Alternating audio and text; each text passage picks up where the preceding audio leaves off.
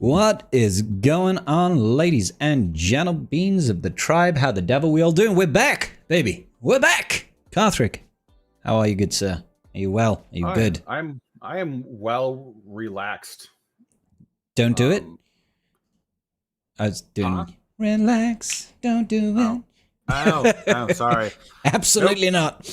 I was like, don't do what? It tells you how much I'm paying attention to the world right now. Yeah, I I was on vacation for the last week and some change, and so I've been my entire itinerary was eat, sleep, repeat. So yes, crushed that really well. Slayed it. Did great. Yeah, did great. Was so much fun. So yeah, it's good to be back. We just got back like literally less than 20 minutes ago. But yeah, you're a busy boy, Carth. Very busy boy. You make the rounds. Yeah. But was it good? You enjoyed apart from not apart from the eat, sleep, repeat. I mean, eat, sleep, repeat is a good thing. It was good. The only thing that actually was a little bit of a downer was the snow up there was just atrociously bad. Oh, really? They're only 80% of their snowpack for the year. Mm-hmm. And so it's just they had the only good skiing was on the backside of the mountain. Everything else was pretty much dodge the giant piles of rock and dirt.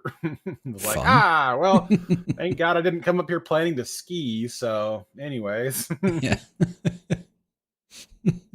Well, we're glad to have you back anyway, Carth, because it's weird. It's weird when I don't have tribe talks to do. I feel lost and alone. Yeah.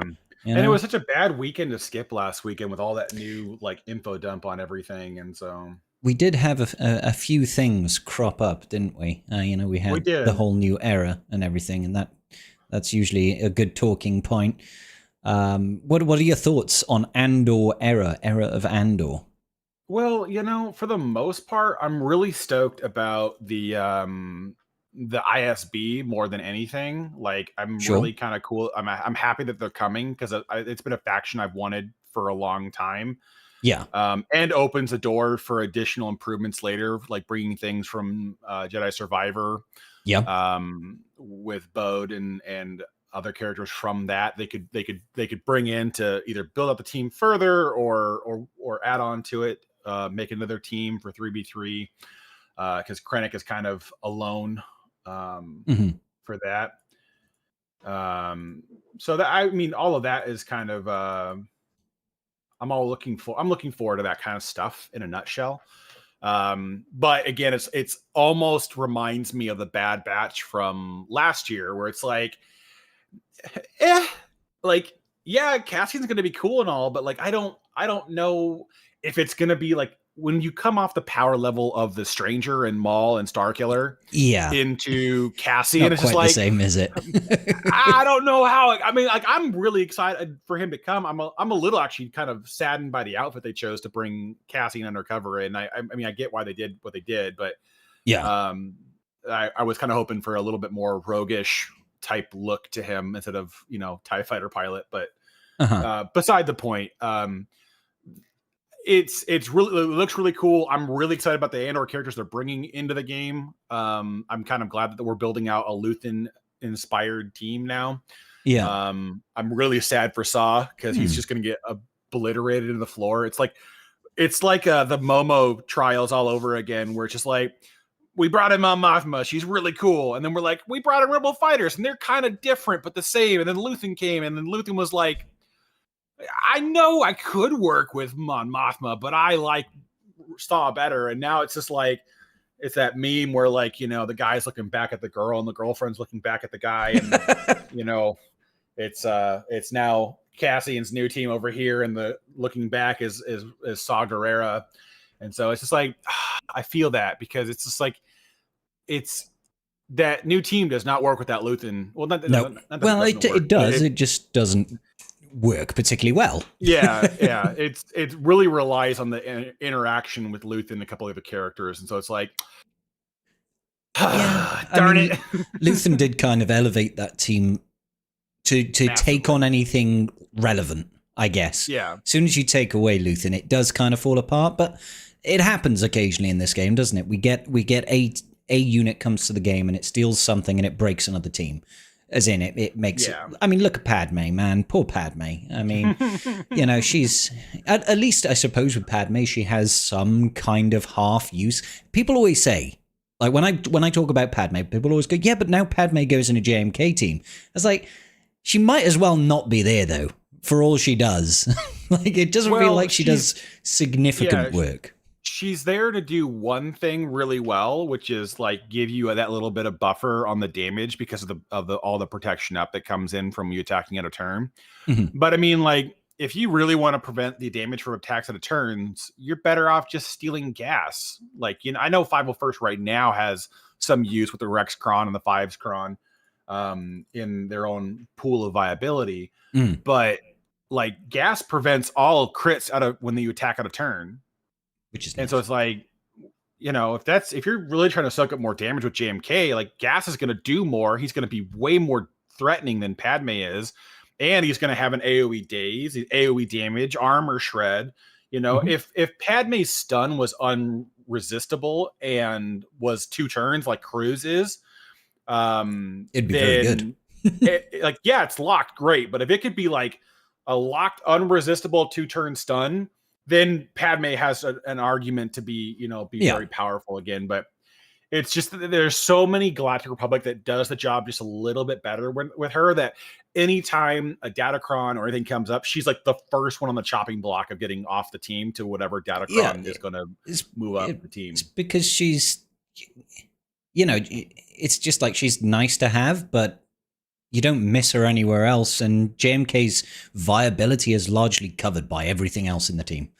Like Cap bringing the insta-kill, bringing in the tech, being able to turn swap, being able to add llama shreds, bit of damage, that sort of thing. That's all fine. You got snips, attacking out of turn, assisting, dispelling debuffs, bit of damage. Maybe you got GK or Mace, to tank some of the damage and put up Foresight and Retribution or whatever it happens to be. And then Padme is she's kind of there. She's there. She gives you a heal when you don't need it, and a basic when you don't really need it, and a kick that sometimes stuns. Yeah, if she could some way get courage out without being in the lead, then you could have an argument for her bringing a lot of viability to the team. But I mean, for right now, I don't see that coming into play.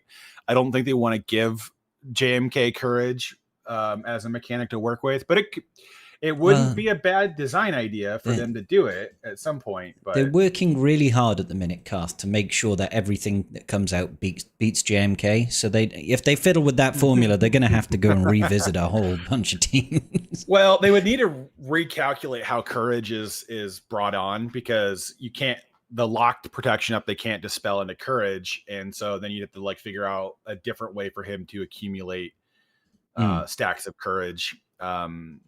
Maybe just do it a little slower and make them for every stack of courage present on your team or on that character, they just deal 1% true damage. And so as they get more and more courage stacks, they can deal more and more damage, kind of like how Vader sucks all the mastery up, but if it's his Empire allies, he doesn't hurt them. And then he by alt number 3, he's a real problem. Yeah, you don't want to let Vader get that far. Yeah. I'm still curious to see how that changes if the full team was Relic 10. Is that going to change it to be by ult 2 you're in deep shit? Well, it comes down a lot to the Datacrons at play. Yeah. Because the team needs to loop, and not with turn meter, but you need to be taking your turn. So anything that can kind of loop around you or whatever else, they'll always fall victim to. Yeah. So it's all right, well, once the crazy Datacrons go away, we'll kind of see how things are going to sit in the meta. Because Jesus Christ, I can't wait for this season of 5s to be over. I'm so done with this. Season of 5s, it hasn't even started yet. I know it hasn't started. It hasn't started yet, but I'm done.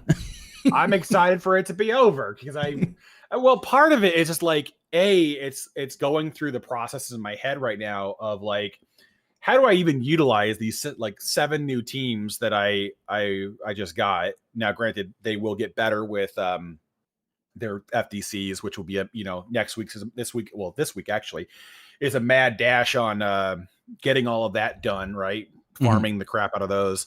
And then after that, then it's just going to be seeing how those integrate with other teams and their factions, where you can kind of blend everything together on. So I'll be interested to see how it plays out.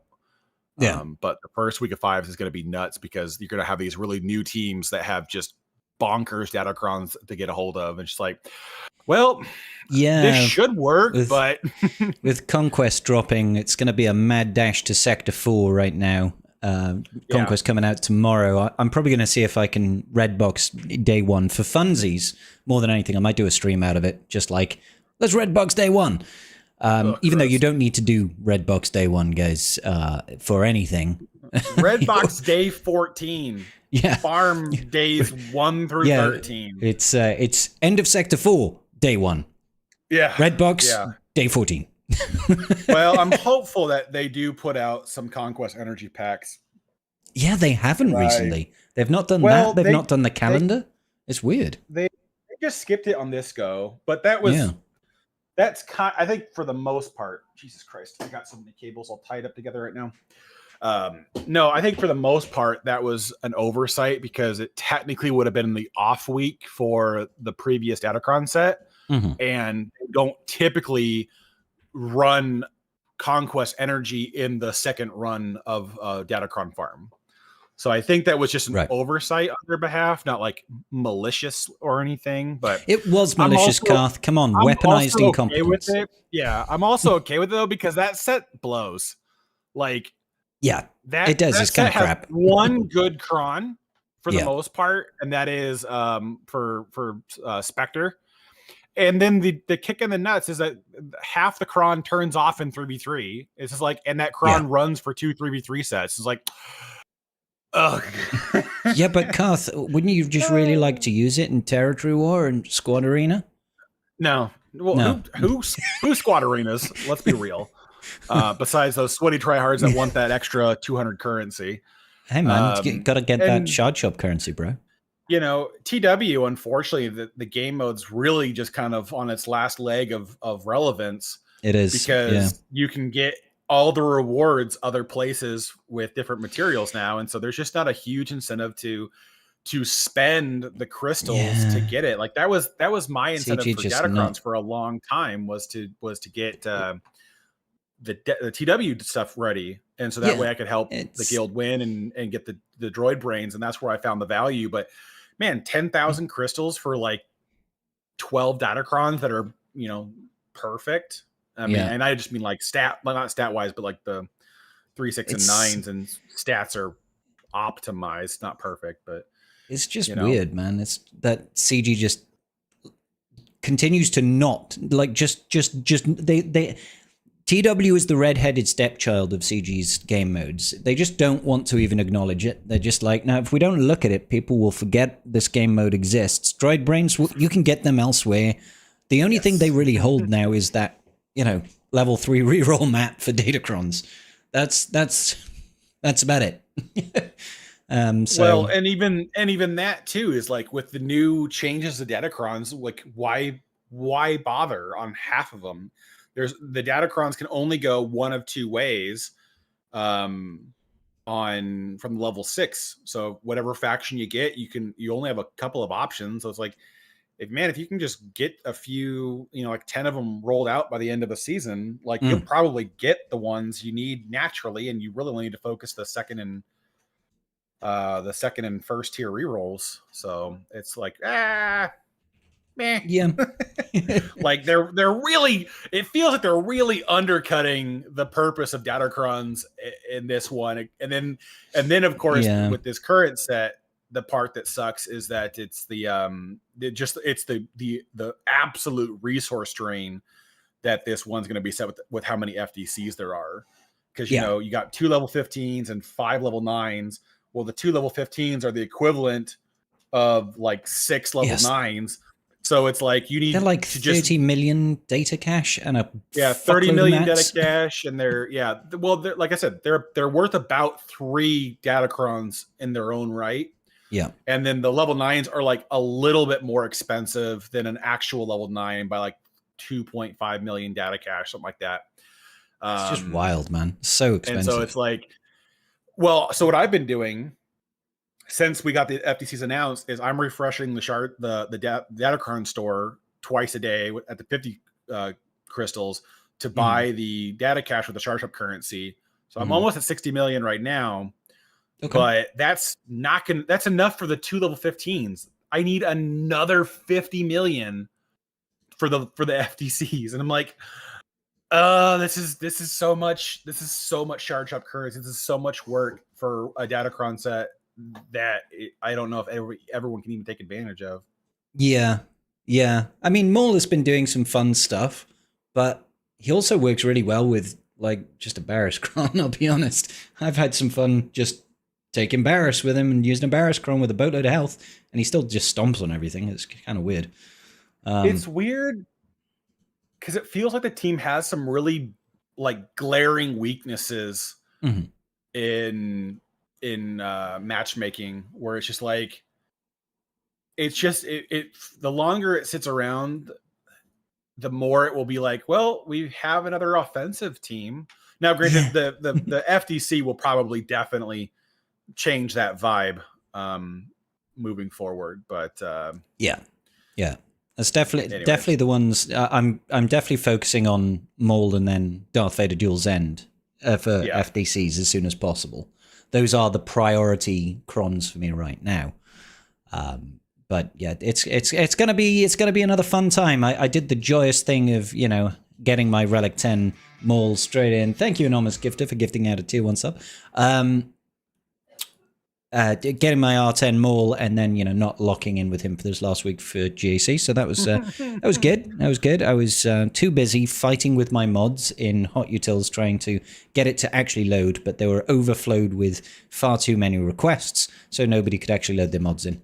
Well, or rather, I did it all manually. It took me 3 whole hours to manually swap all of my mods. Off onto those characters. Yeah, it was not fun. My wife gave me so many dirty looks. I told her what was going to happen. I'm like, I have a 3-hour window from when these characters are available to when GAC lock-in happens. I need that 3-hour window to get everything geared up to the relic levels I want them, to slap mods on them, make sure they're relatively functional, and then relock in for GAC. And I'm like, I need you to just leave me alone for 3 hours. Just for a bit. While we're on vacation. I bet that went down really well. It did for like the first half hour, where it was like she was reading her book, happy as a clam. Yeah. And then, the being ignored started to set in. And then all of a sudden, it's like every time I looked up, I just got a little death stare coming off the side of my face. And I'm like, I think I've got another hour at least. I told you that this was going to happen. I apologize in advance. So once we were done, I took her out in the town and we had some good fun. But it was a really taxing 3-hour window of just trying to like go through and go, okay, how do I want to mod this character? What am I trying to focus on? What team is it going to sit in? How am I going to utilize it? Okay. And then it's like, all right, there's those 7 characters. And then I'm like, oh crap. The team that they're supposed to be on, are they still modded decently? Like, does turn order matter? Should I fix this? So a lot of it is like the really cool, like the really important stuff, like Starkiller Maul and Stranger, that kind of stuff. I made sure that everything was good there. Each time we got down to like us, like Asajj and IG-90 and a couple of other guys, I was like, it'll be what it'll be. It'll be what it'll be. I don't care anymore. We're just gonna let it ride. Sorry, I'm just trying to fiddle around with the chat settings over here. Get the chat up on the screen. You mean to turn it off? No, do you mean to turn off all the chat? We don't like the people in here. We don't. No, we do. No, we do like the chat. We like the chat. It's fine. So I'm surprised you made it out of that one alive, to be honest, Carl. I am too, to be honest with you. It was closer than further. But hey, when you take them out for a nice meal in the town and show them a good time, make up for it. It's fine. It worked out. Yeah. So we talked a little bit, obviously, about the era of Andor. But outside of Andor himself, like, what do you feel about the ISB faction, the Krennic rework? Rework. Well, to be fair, Krennic got a lot of love. He got a lot of love. touch up. I'm actually the one that surprised me, to be honest with you, was the IPD getting converted to the IPD getting the ISB tag. Sorry, I'm getting all my acronyms. IPD, ISB, they're very similar. Because I like that, but I do like that they thoughtfully, because I was reading the Krennic rework and I'm like, why are they still making all of these Death Trooper callouts? You can't take Death Trooper from Dark Trooper Moff Gideon, because then that ruins the team again. And so I was like, what are they doing? And then I finally got down to the unique, and I'm like, yes, that's what it needed to happen. I mean, that's what he's needed this entire time, right? Is a summons. And so now you got a summons. It's going to be an absolute monster. And it gives ISB a 6-on-5 advantage half the time. Yep. And so I'm just like, I can live with this. That's probably what I'm most excited for, is the ISB side of things, because it's reusing stuff that I have a lot of investment into. Like already have IPD. Yeah, well, I've got the Krennic on me. I've got Krennic at Relic 8. I've got IPD at Relic 9. Was that for an operations? Yeah. I was wondering then. I was like, what the fuck? So I was like, I'm really excited about that. I do plan on taking almost all the new area units to Relic 9. So it's like the investment's already kind of there. Actually, I just took Luthen to Relic 9 right before this announcement came out, and I was like, yes. You're like, winning. But now I'm like, I don't need to do Saw or Kyle anymore, because, they're not going to make the team. But, I mean, that team's just, we kind of spoke about it, but they got to go. The rest of the characters, I do really enjoy with it. So I'm like, I'm excited for it, but it's one of those things where it's like, we've got another 11 weeks before we can do anything with it. And so I'm like, that whole thing of like, let's temper our enjoyment because we got to wait 3 months. The only thing with the Coliseum that I'm a little, I understand why CG did what they did when it came to Coliseum, right? Because they took out the marquee units as you progress, because you'll replace them with the actual marquee units as the Coliseum goes along. Mm-hmm. But it does suck, because it would have been cool to keep the new marquee units as the units that you're getting, so that you can kind of play with the team as you keep going.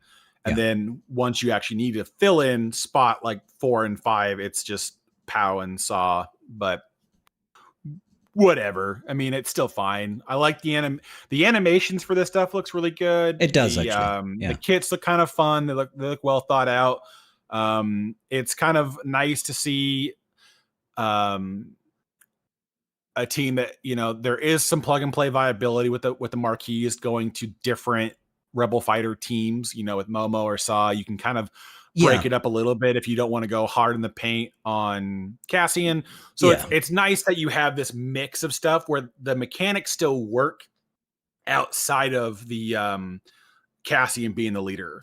And that's what I'm kind of excited for with, I can't even remember how to pronounce the current marquee. What's her name? Claire.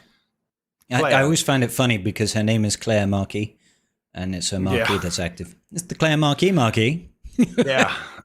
I like her interaction with Luthen, because that doesn't really need Cassian to be a thing. And so it's like, if you don't want to invest into it, there's still uses for it. There's still some synergy and there. then the ISB faction still is going to be out the box relatively usable, because we're not relying on the journey event character to be for the team. It's kind of like the pain of, or kind of not like the pain that we had with Deppa, because Deppa was a pretty decent Jedi, but there's so much of her kit that's tied so specifically to Mace that my altar count was feeling it, because I'd like farmed up all the Mace requirements, but then I had to wait months for Mace to come out. I was like, well, I could throw her under a Kelleran Beck with Temple Guard with the Poncho Bros, and you're like, she's lacking so much of her power, because you're like, oh, this one calls Mace to assist, and this one does extra stuff if Mace is here, and this one does extra stuff if Mace is here, and you're like, but he's not. She just feels like she does nothing.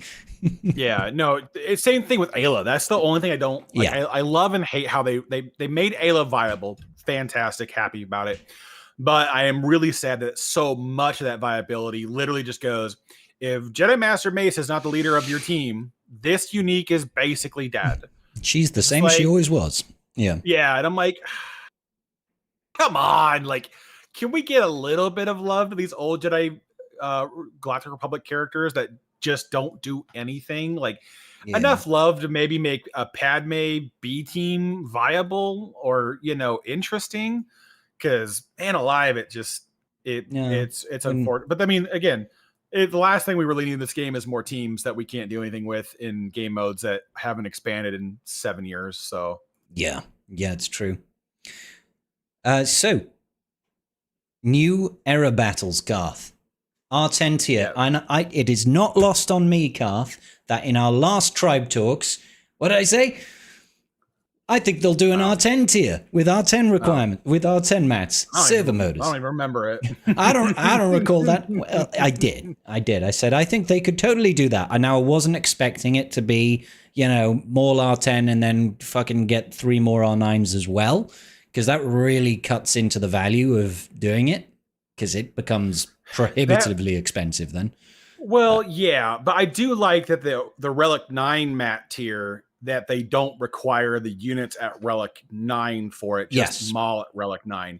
Yep. That, I think, was a good trade-off. I agree that the R10 one is a bit excessive, but at the same time, I feel like for what they're giving away at the R10 tier, it's just the signal data. It's like, it's okay, like, I think for this next era, for the people that are in that position, that are wailing on the new Journey unit, right, all the way to 7-star, you're dropping a lot. But now that we know that's what's most likely going to appear for every era, it's actually quite easy to hoard over a 3-month period enough relic mats to R9 6 units and R10 and R. Like, I already have, like, if you do it once, you've got the servo motors in the bank for the next one anyway.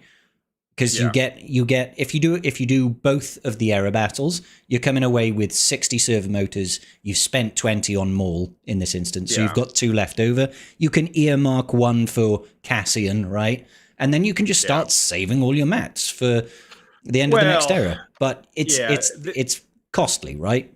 Yeah, it's very costly. The one plus side on this is you are seeing I'm not going to use the word good. You're seeing a better ROI on investing in the era system to get the up to 85, to get the journey character unlocked, to get all the marquees to level to 7-star. Yeah, I see what you mean. 85.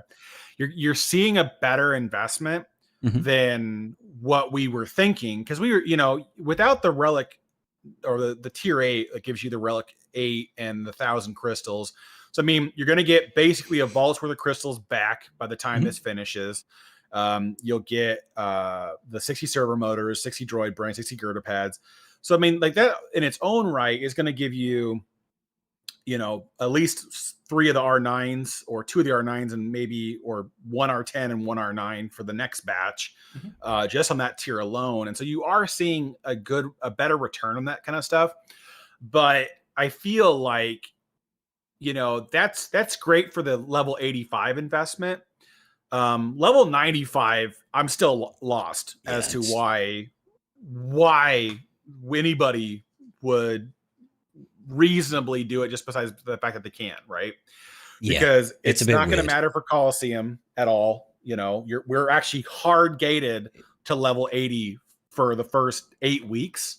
I want to say it's not till the 5th marquee drops that they will bring the packs back to go from 81 and higher.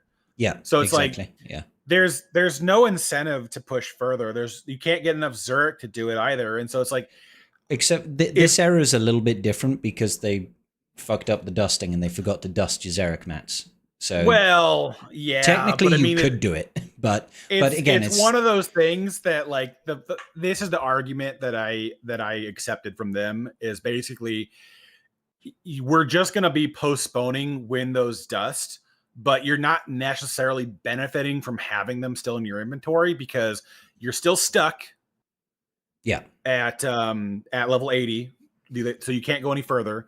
And then in addition to that, most people who are getting the 7-star unlocks by the end of the first week anyways, it's not really going to change if they're going to level 85 or not. Yeah. And then anyone going beyond that, they're still making money off you. They don't give a care. Like, you're going to go beyond 85 because you have all these free Zurichs. Mm-hmm. Well, don't forget the $20 for every 5-level pack. Like, yeah, they're still winning. Like, they're not losing on that one. So it's just like, all right, whatever. So I get why they didn't touch it. I will miss out on my era currency for 3 months. Yeah. Oh well. Well, no, exactly. Yeah, it's end of the day, it's still just going to dust into mats that'll turn into server modus. Era currency, so, server modus. I can live with whatever outcome they end up doing. So. Yeah. And you know, like coming away from it, I think I came out with like 3,100 era currency, something like that, 3,200 maybe, and that was, you know, it was okay considering I wasn't expecting to get, you know, 10 server motors or anything like that, but it was okay. So I got like just over 4,000 with it. Yeah. And I was sitting there like, you know what? I feel like that was a way better ROI than taking any of these characters to level 95. Yeah, which would have been the same, you know, like if you'd have $700 for the same amount of era currency. And I'm like, nope, no, thank you. Yeah. Pass on that every day of the week. Hard pass. Yeah. It doesn't really, like that level 95 just does not make sense, does it? It's like, who's that for? They really need to incentivize, like, well, again, it's for one group of people, early whales, that do not have the horde available to even do, like, R6 is a big stretch for them because of like the 40 Electrums is a big stretch for early accounts. I get where they're valuing that at. Mm-hmm. But for any veteran player, that price tag is ludicrous for the ROI. It's just like, yeah, I hoarded. Yeah, it took a massive dent in my hoard, but I went from Relic 2 to Relic 9 on 6 characters and Relic 10 on the 7th character. Mm-hmm. And I still have plenty of stuff kicking, and I've got 3 more. Well, not 3 more. I got 8 weeks until I have to gear Satil. Yep. Approximately. No, 6 weeks for Satil. And then it's another 6 weeks after that before I got to worry about these characters. And it was like, I have so much time to farm. There's no incentive to be like, yeah, let's go to 95 for 4,000 era currency and $700. Does it? Doesn't make sense at all. It's like there's no like the price point would have to be completely different, or the incentive to actually go up there would have to be just so much higher, because it doesn't make sense. Yeah, like I said, you need to have either like an exclusive event, like there needs to be a prestige thing with doing it. Yeah, and you know, it's the equivalent of what they ended up doing when people who equipped the Gungan Ami for Galactic Challenges, right? Where it's like it's a badge of honor, but also like, you know, it's stupid. Yeah, people are going to view it both ways. They still haven't fixed that. No. Well, I mean, we still don't have the Relic 9 tier of Hondo, so you know, it's what is that about, man? We've got bigger fish to fry than worrying about the Ami being changed. The Ami that nobody applied. Hey, I applied it. Karth, you applied it for completionist sake. I did it just for to scratch that 1% itch of having everything done. I even put up the Scout Ami on, even though that's never going to do me any good now. Hey, you never know. Raids might go back into rotation and it will still be shit. It'll still be awful. It'll get me that extra 200 points.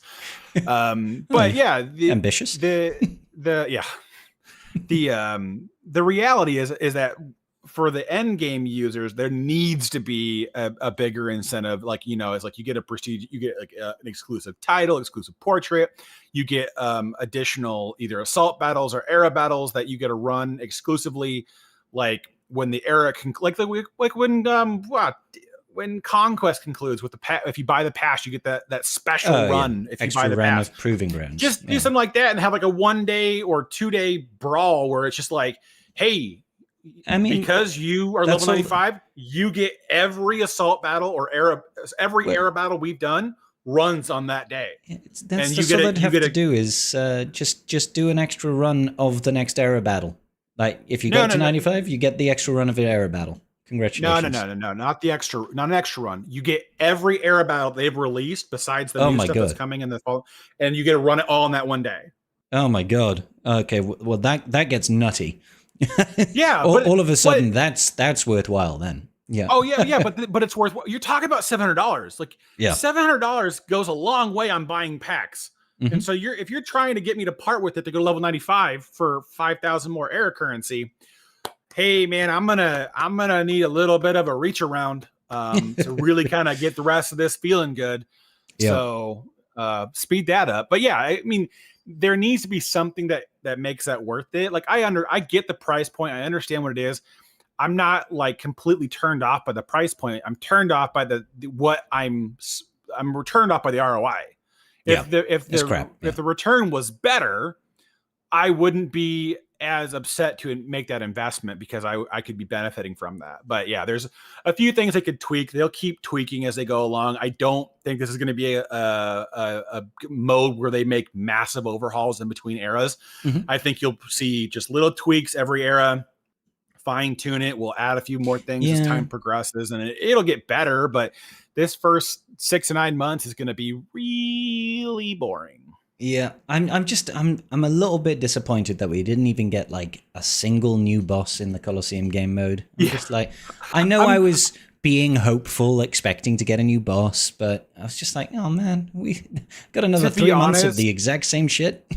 Yeah, no, I'm with you on that. But like, to be honest, I was expecting like 0% changes, like a couple of tweaks is what I was expecting. And that's what I kind of braced for. So like when we heard everything that's changed, it's like, all right, well, that's about what I anticipated. Like I'm not mad about it. You know, I get people are, but I also think that they're being a little irrational with it.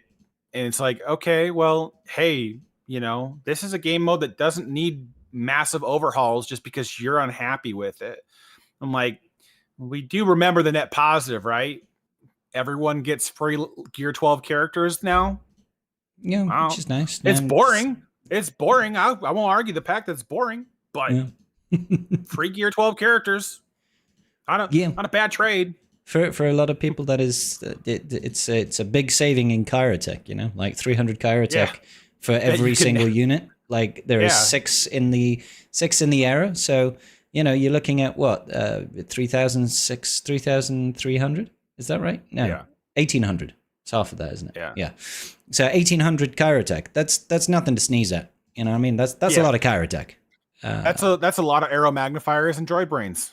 Yep. Because you know that's what I use to get all mine right now, and I'm pretty much aware of how that Kyrotech is converting. Yeah. Because when you're trying to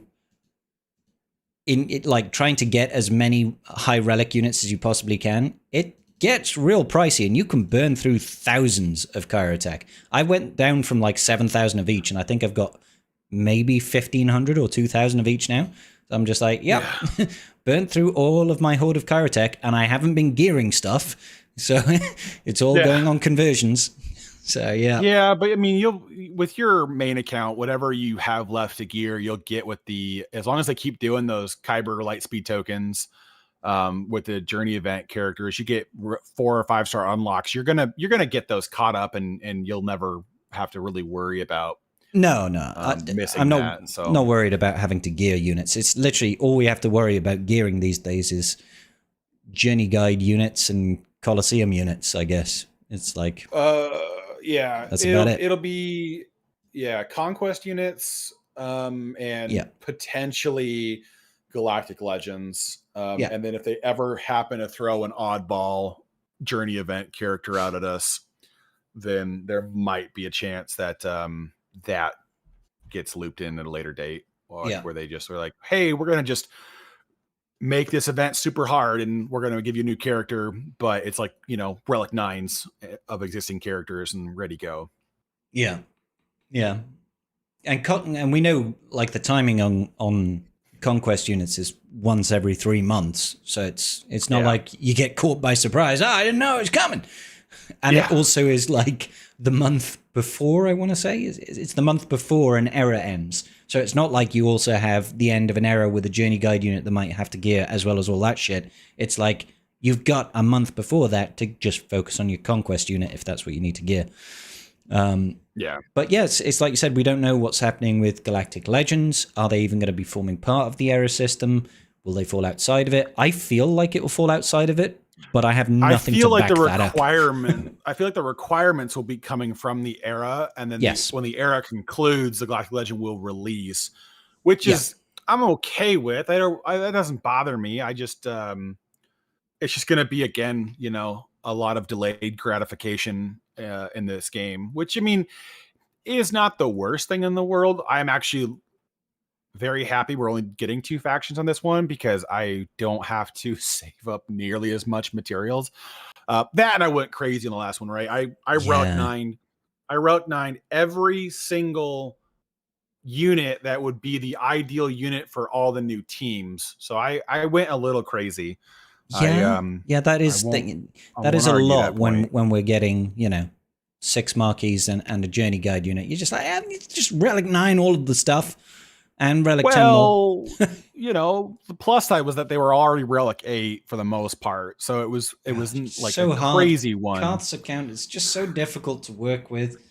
I mean, goddamn, everything is relic 8 or 9 or 10. Yeah.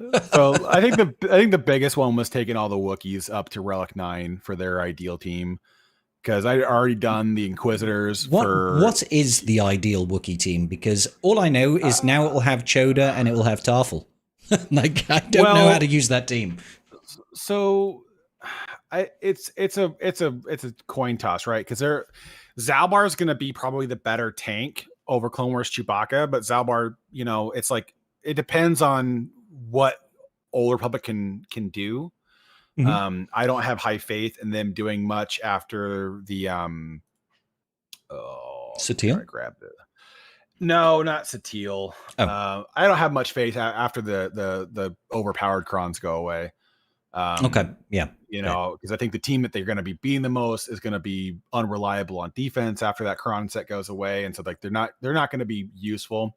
Mm-hmm. So my head, I go, we're going to do Tarful, Zalbar, Vandor, Choda, and then I'll probably run Veteran Smuggler Chewbacca, but you could easily run OG Chewie in here if you can spare the CLS, which I mean, we're kind of at a point where a lot of people can.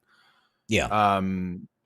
Because, if you can get it right to either have Tarful or Yoda Chewie on guard, then I think you'll have a lot of fun with the team.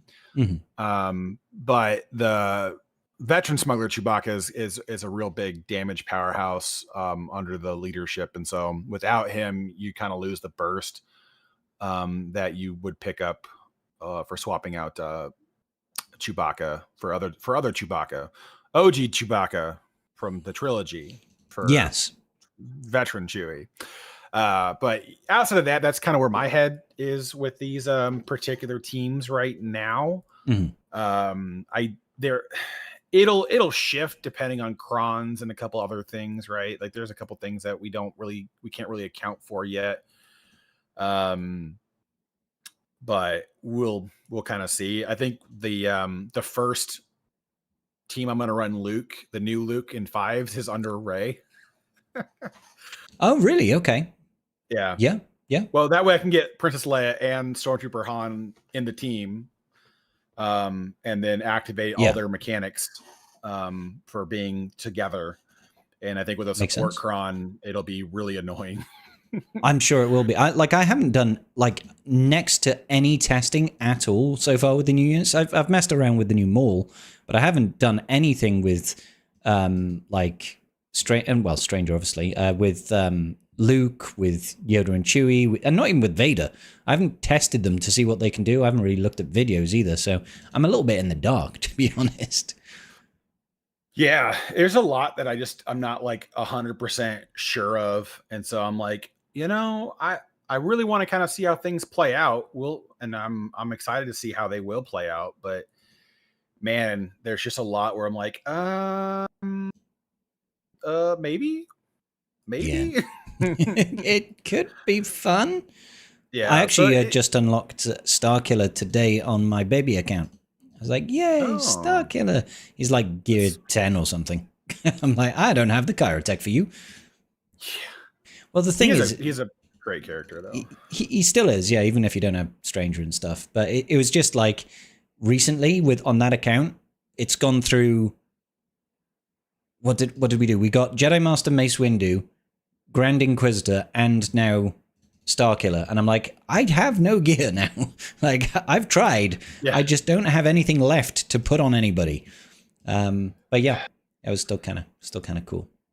So hopefully soon I'll be able to take him up to relics, and I've already put his conflict Omi on him, getting ready for that. And I'm also like, oh, I don't have Visas Mar like at all. She's like 2 out of 25. I gotta figure out the I gotta go look at the cron again to see what the I'll just pull it up here while I've got this open. What her cron adds to the team, or the Maul cron, but the well, I know Barris's section means that your revives can't be prevented, and that's kind of useful with Visas, because she could then, if they use gas or something, you could still revive. I do find it funny that we have gone full circle, because we've got insta kills, we've got anti-insta kills, we've got permadeaths, and now we've got anti-permadeaths. It's an interesting world we live in. Well, we've had the anti-permadeaths for a while though with zombie. Yeah. Zombie keeps coming back. They just put a way to actually put down zombie instead of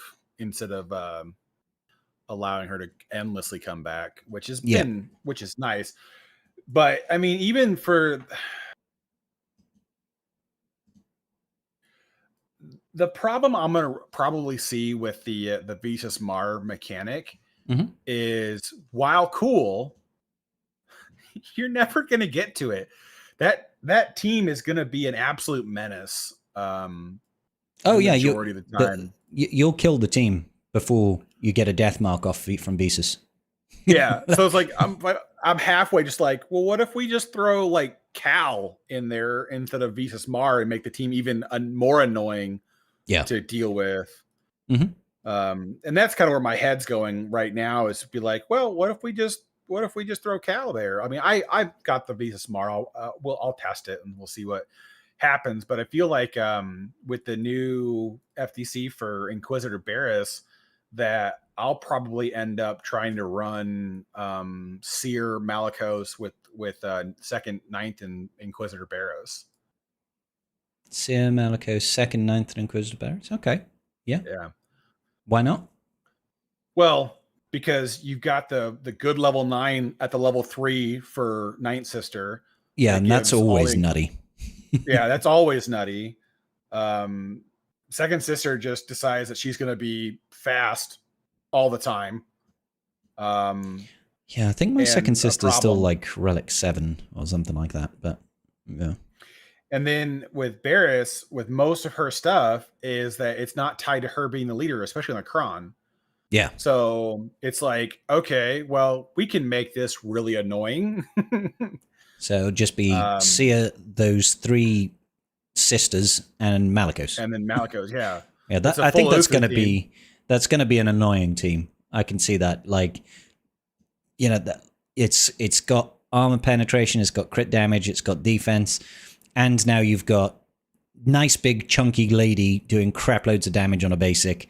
Well, and then you look at Barris's unique, while Ninth Sister is taunting, allied Second Sister and Inquisitor Barris have 200% defense and tenacity. Yeah, and she can't. Nice. She's immune to daze and stun. And then whenever an enemy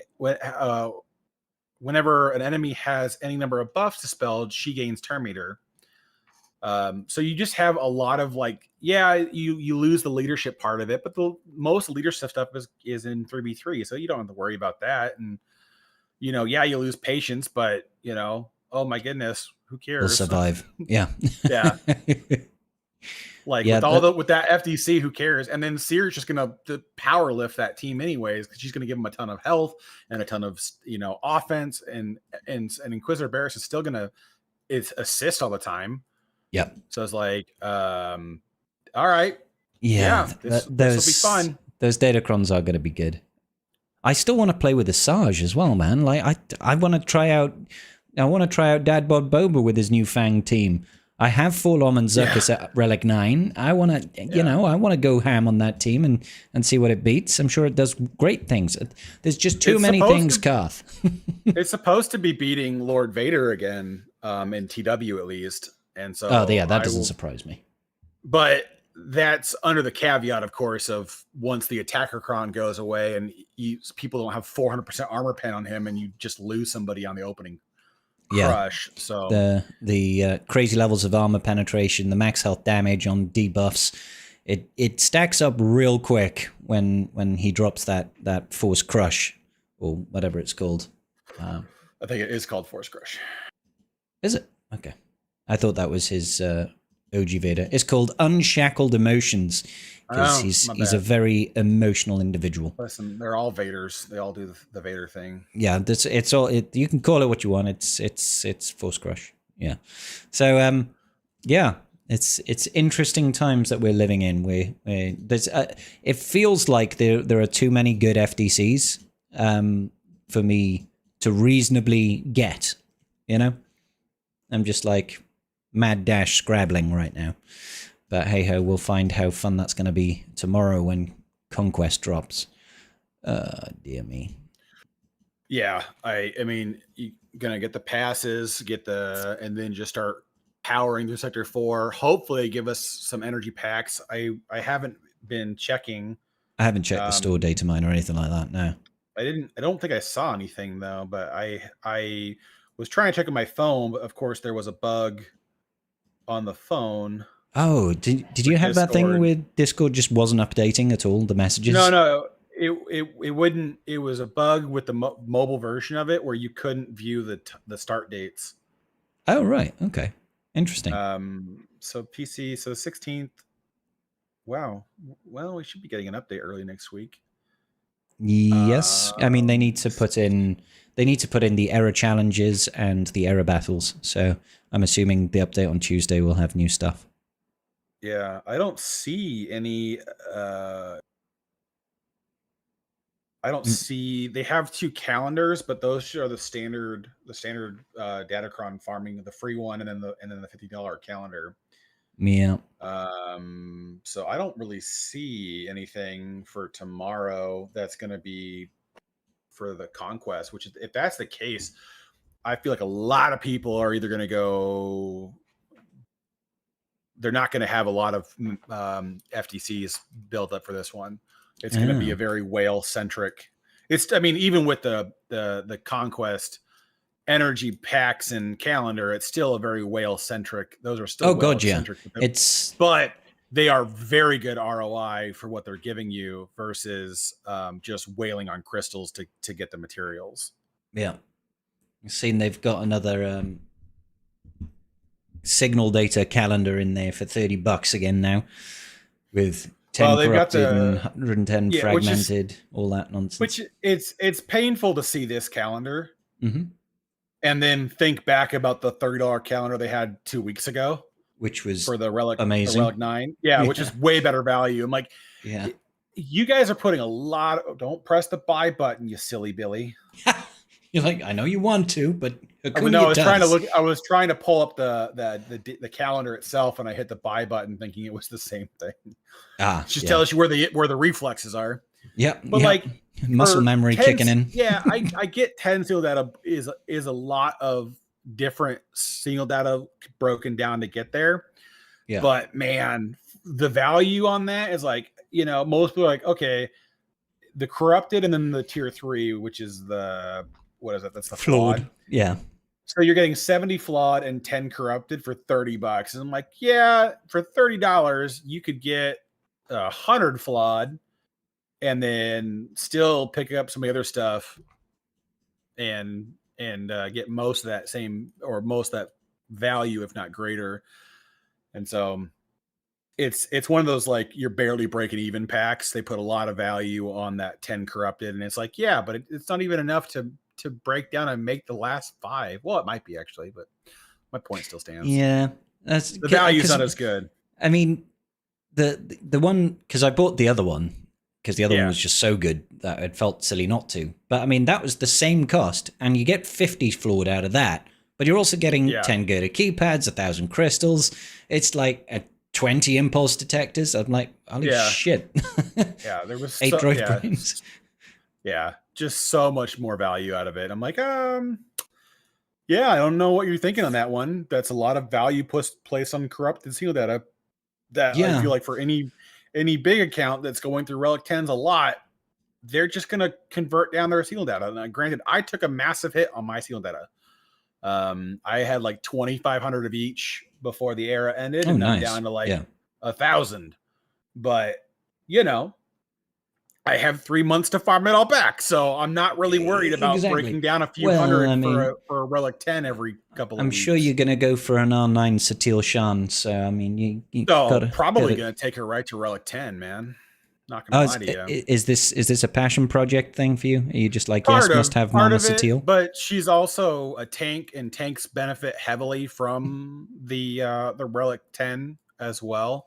So I would be interested on the splurge, but I'm also at the point now where like I have my Relic 10s are kind of gonna always just be splurge projects. They're not a ton of like everything else is just kind of like I'll build up GL teams, but I'm not like in dire need of it. Like my next GL is gonna be. You're not going for a full R10 Lord Vader team then? R10, I want to, I really do, but unless it's more like with the GLs that I have left, because the full teams are Relic 9 and everything else. It's going to be like if we get a couple of packs where maybe I can get like 2 or 3 all in one go, I'll do one of them. Yeah. But the slow trickle, like I'm going to get like one every like 10 days or something like that. I will probably start doing more passion projects. Of just like different tanks or different characters that summon. Like Aphra is now high on my list with IG90 being in the game because of her summon stats. I did Queen Amidala for that reason. Luthen's high on the table for that. Apo is another one. Arc Trooper is another one. Anything that summons I'm interested in doing. Tanks I'm interested in doing, just to kind of see Geo Brood Alpha. Let's go.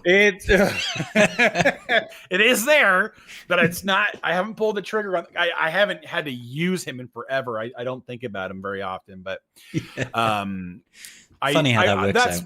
Yeah, right. But that's more or less where my brain's at on it. There's a couple of different things I want to test with capital ship pilots, where I might look at trying to see what changes on different lineups, just to try to make things a little bit more challenging for my off meta fleets. But I'm not seeing anything like full R10 or every pilot in the game. Just filter by pilot and just work through it systematically. They're called crew members, but yeah, no, it's that's not going to happen.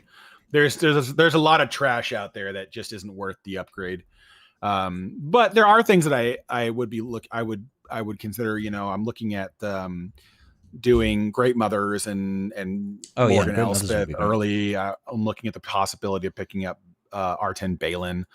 And then I might look. The thing I'm torn at. I really wanted to do a Relic 10 Stranger team. That was like one of my immediate passion projects because I love Starkiller. Yep. And then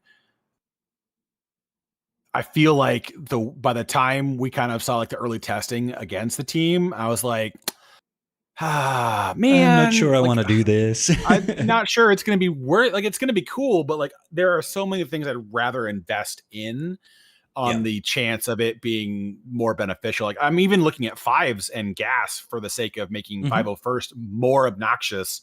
Because that 5 sacrifice is going to be pushing a lot of stats with a Relic 10. So there's just things like that. That's what I'm looking at, is like characters that have either uniques or mechanics that benefit from the additional bulk and other stats that go with it. Are more of what I'm looking at. But like most of my GL teams now, I'm not really there. The difference is not going to be crazy. And once this crazy Datacron set drops, then it's going to be a lot more tame. And it's going to be like, so what's the point of a Relic 10 Lord Vader team? I faced one. It still died to Imperial Troopers with C. So it was like, that is a fun counter.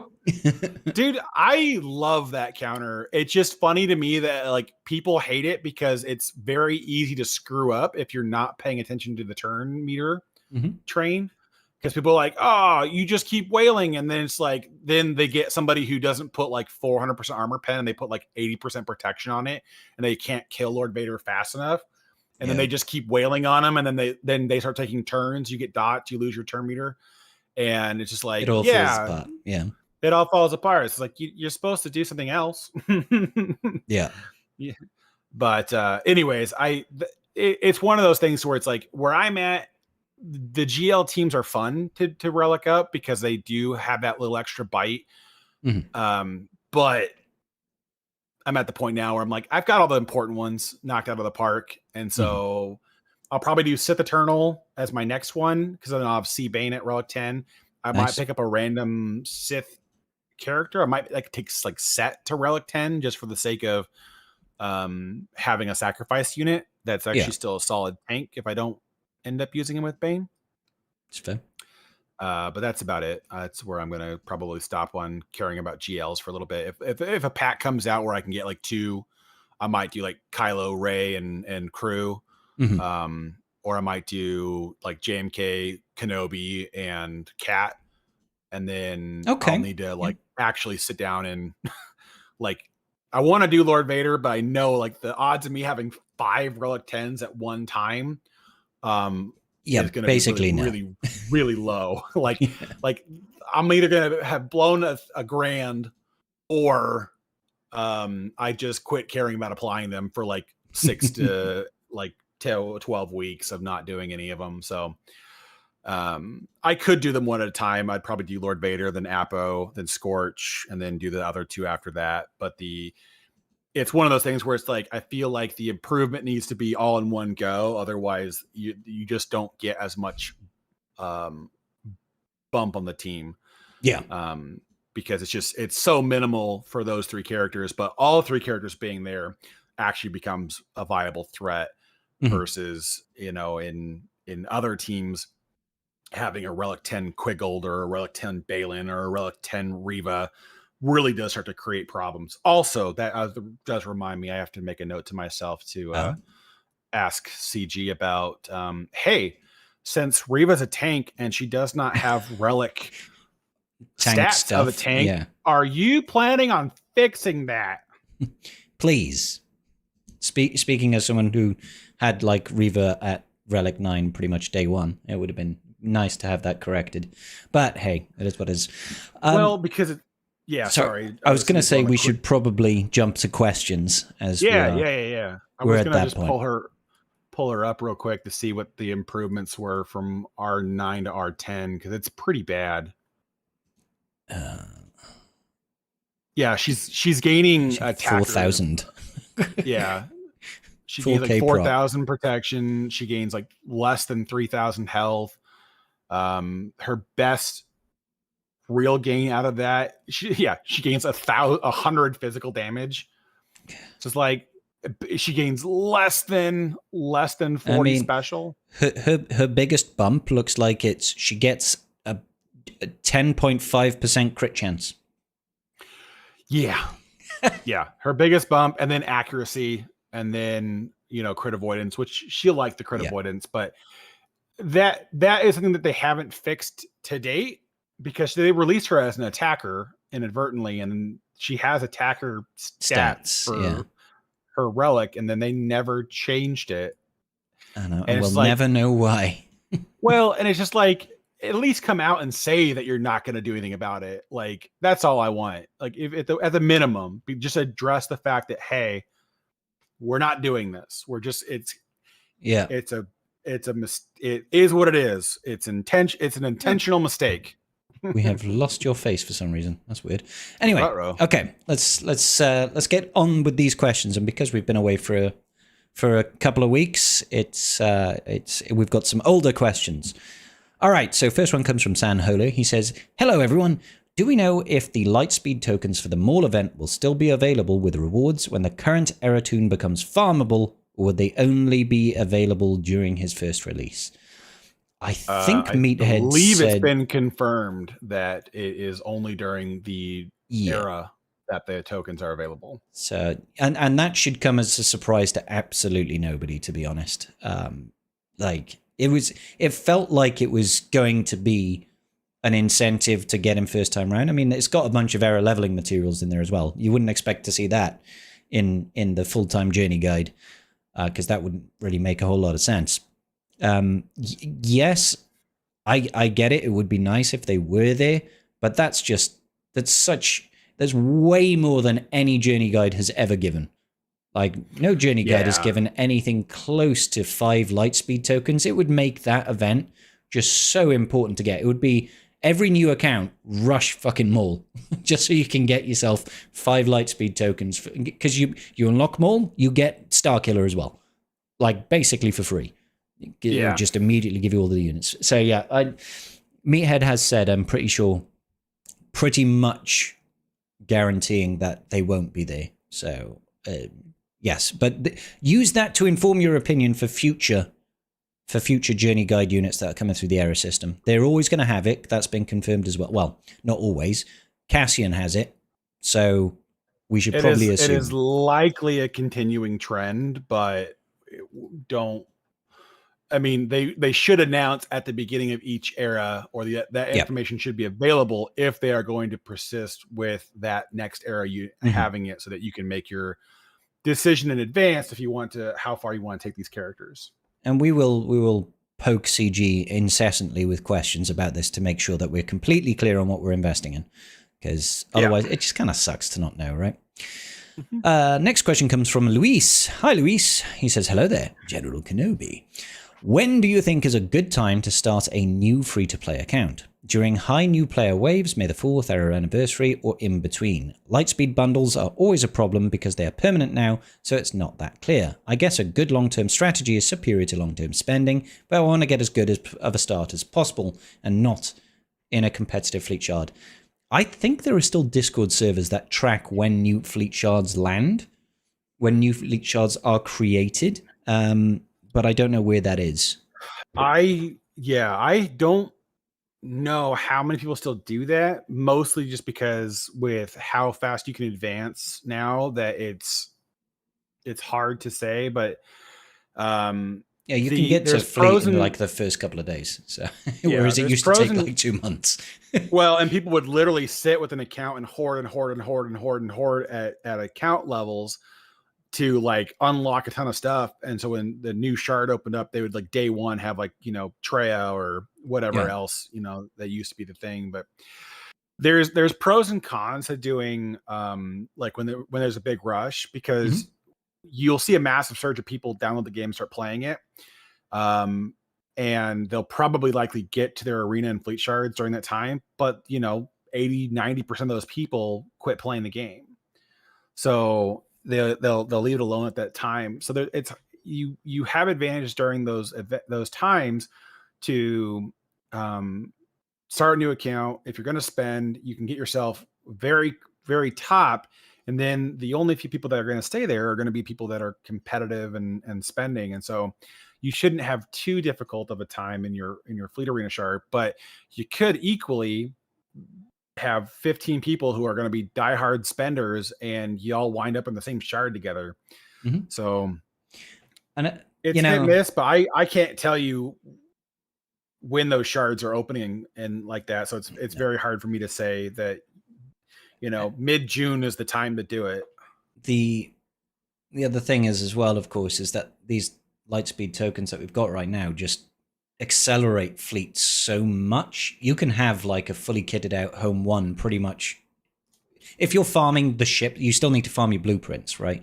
But you can get out the gate running immediately with a home one fleet and have all your requirements outside of the ships for like Executor just by doing quests, or you will be able to. And that's like, fleet is going to be an absolute clusterfuck. No matter what. So even for a free to play, it's going to be more important around how do you manage your approach to farming. Is going to matter more than when you do it, I think. That being said, like you said, May the 4th is always going to be a really busy influx of players time, because everybody, that's when everybody's thinking about Star Wars. We've also got the Mandalorian Grogu film dropping end of May. There's probably going to be a game tie, and I would not be surprised at all if the next era is based on that. Almost guaranteed that they'll do something with that. Like even if they do like this one where they backpedal into previous seasons of The Mandalorian, just to coincide with the content drop. I wouldn't be surprised if the first set of character releases we get, from like May 4th, I think the era changes over May 4th, 5th, something like that. The movie comes out like a week or two later. Yeah, it's the 22nd. The film comes out. So I wouldn't be surprised at all if CG just go, new era, we're doing a truncated era, here's 2 units, and then after that 2 units, it'll be a month is over and it'll be straight into Mandalorian and Grogu. Just so they don't have to announce the whole character block. They could just do a truncated, just a 1 month era. And then after the film comes out, it's like, oh, surprise, here's fucking, I don't know, some really big character release. But yeah, it's possible, but they could also just give us a version of the character. Because what I've seen the trailers, there's not a massive change in.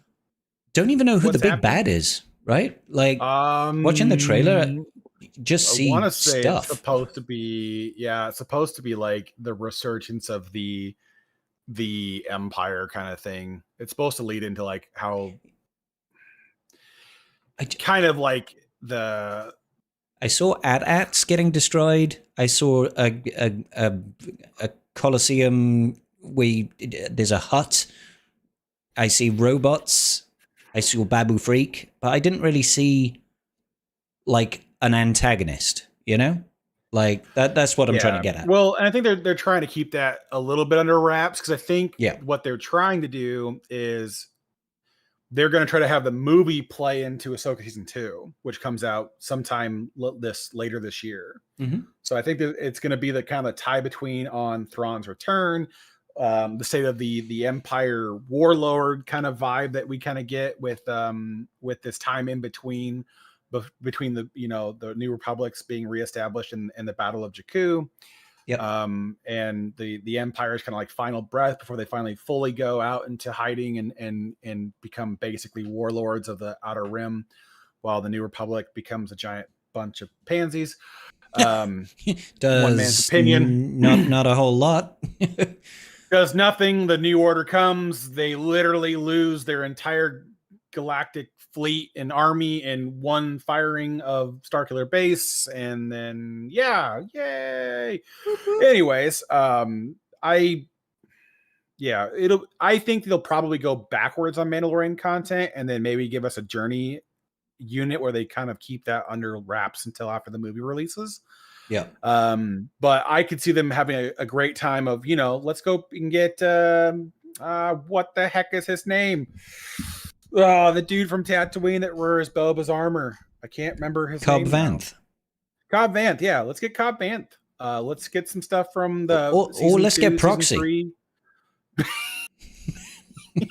Hey man, listen. Dude, no, I honestly, like I don't know how to tell CG more openly. Like if you want me to just kind of like turn my wallet upside down and shake it endlessly until I'm up to my eyeballs in credit card debt, like the original Starkiller game characters would be a great option, even if you Relic brought 10, in like baby. Let's go.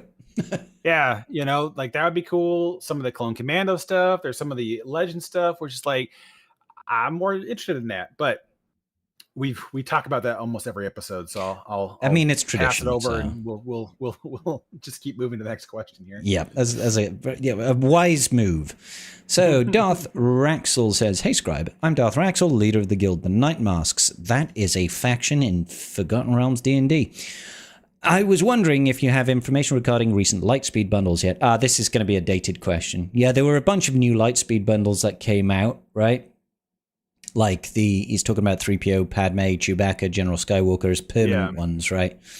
With the bug and Deadman doesn't show the correct restates. All I found in the journey section under their shop for requirements. Each Lightspeed doesn't have an expiration. Yeah, no, new permanent Lightspeed bundles are in the game, but I believe it's for people underneath 4 million GP. So it is what it is. So yes, I think wail on those before you get the hyperdrive bundle.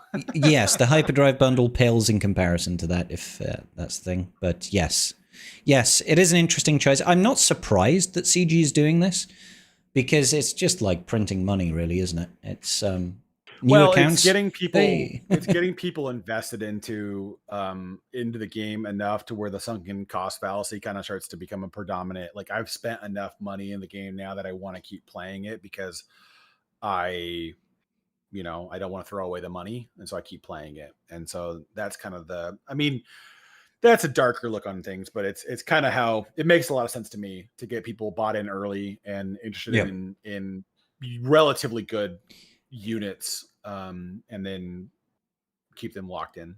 I mean, that's kind of what a lot of these games do, because they know from a psychological standpoint, like you said, they don't need to turn you into a whale. If they just get you to spend any amount of money, psychologically, it makes our likelihood of spending more money increase. It's not just to do with mobile gaming. It's a psychological thing with humans. It's like getting to yes. So if you're ever having a discussion with somebody and you want them to agree with what you're saying, you just need to get them to say yes to anything that you're talking about, and it actually becomes easier. It's really weird. I read a really interesting book about it. It's called Never Split the Difference, and that was a CIA hostage negotiator, and he talks all about the psychology of winning arguments and getting people on your side. And there's so many things, but one of the things he was talking about was getting to yes. It's like, it doesn't matter what it is, you just have to make sure that they don't say no and they say yes to anything. Literally, it could be anything at all, right? And you just slowly build on it. Blue. Yes. All right, cool. Now, good. Will you release the children? Hostages? He's like, actually, I see where you're coming from. Yes, I will. It's really interesting. But that feeds into the psychology of us buying packs, and the Lightspeed bundle, for one, not the Lightspeed bundle, sorry, the Hyperdrive bundle being $10, giving you all those characters is almost kind of like that wetting of the whistle. So if they can get something high value, a lot of mobile games will do that like $2 pack. That's just like insane value.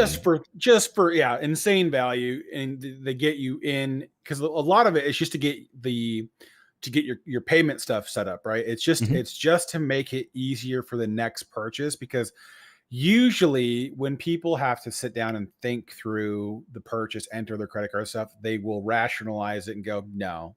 But when it's like $3, you're like, yeah, I could skip coffee tomorrow and have this. That'd be great. And then the next one, it's like, hey man, you don't have to enter your information. Just press the one tap buy button. Yeah. And we'll complete this purchase for you. So, I've already spent $3. I don't mind spending $5. What That's a concierge service to take my money in one button, and I don't have to think about it. I am so grateful for this, Google. You're the best. It's fun times. Fun times. Yeah. I remember I played one mobile game like that, and it was actually kind of fun. It was kind of like similar to a tower defense type game. Loads of like different factions to collect and stuff, but they tied like 4 times speed behind a $2 purchase. And I was like, you know what? Just to get 4 times speed instead of 2 times speed, I will give you $2. You know? And then I looked back and I went, those motherfuckers, they got me. I didn't mind that. I mean, I played it for quite a bit, so it was fine. But yeah, usually there is that sort of low value, wet your whistle purchase in these games. All right, next question comes from Waldo704. He says, do you think there will be a second set of anniversary Journey Quest characters to round out the 10-year anniversary? I think we're talking about all these Lightspeed token Journey Quests, right? That's what the Journey Quests are. I hope so. I hope it's just a continual thing that runs in perpetuity, because I think they are a really good way of giving us a taster of units that you might not otherwise farm, you know? Like they could, I don't care what it is, they could do like Ewoks and Jawas and Tuskens, although Tuskens are actually pretty good now. But, you know, they could do stuff like that doesn't necessarily even lead to a journey guide, just to have people think, oh, cool, my alt account doesn't have this, and now I've got a Relic Zero frickin' XYZ, Ugnaught, Cup. You know, like, it doesn't materially impact a lot of things for CG, I don't feel, and it keeps people excited and engaged and gives you a little bit of a dopamine hit. That being said, I haven't heard any confirmation. How about you, Garth?